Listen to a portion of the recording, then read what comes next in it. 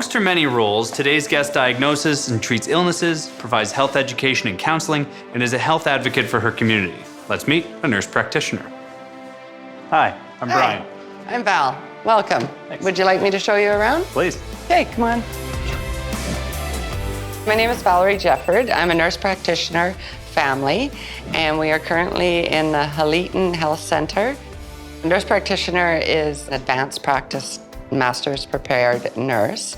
So we start out as a registered nurse, and then we go back to school into a graduate program where we become a nurse practitioner. There's 3 streams of nurse practitioners. So there's adult, pediatrics, and family. Adult see everybody 18 and above. Pediatrics see everybody 18 and under. And family see everyone from 0 to 100. My primary skill is see a patient. I can diagnose an illness or a disease. I could do health promotion, teaching, education on preventing an illness or a disease. I can do procedures. I can order medications, write prescriptions, refer a patient, for example, to see a specialist. The registered nurse, they have to have somebody designate an order for them to carry it out and be given a diagnosis, whereas an NP is an independent practice. So we come up with our own diagnosis and then follow through with that diagnosis.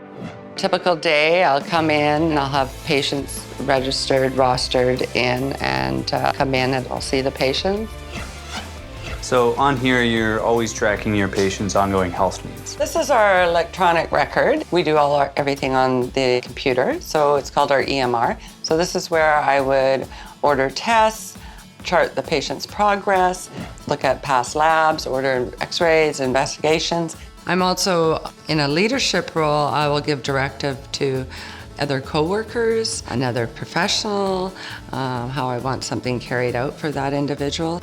I work Monday to Friday, so 8:30 to 4:30. Other MPs, depending on where they're working, may work shift work, may work weekends, may have overtime.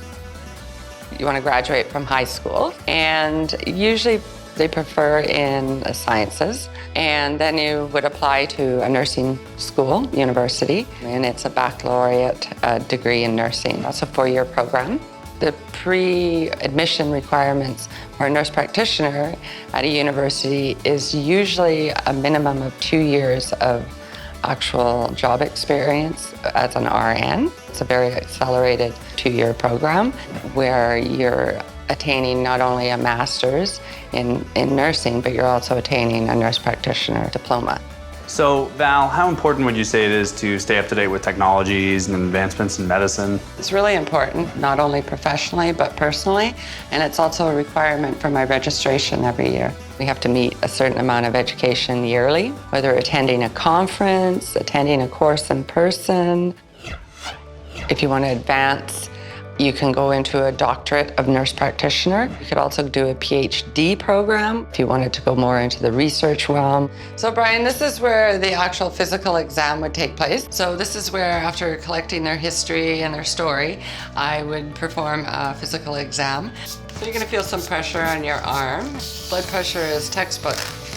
Dexterity, the use of your hands, obviously, you're gonna touch, you're gonna feel, you're gonna palpate somebody, an area of the body. So you gotta be able to manipulate your hands. Some of the misconceptions of this is that we're physician assistants, that we're a registered nurse, or on the flip side of that, that we're a doctor. And I would recommend, if you have a passion for helping people, it's an excellent career choice.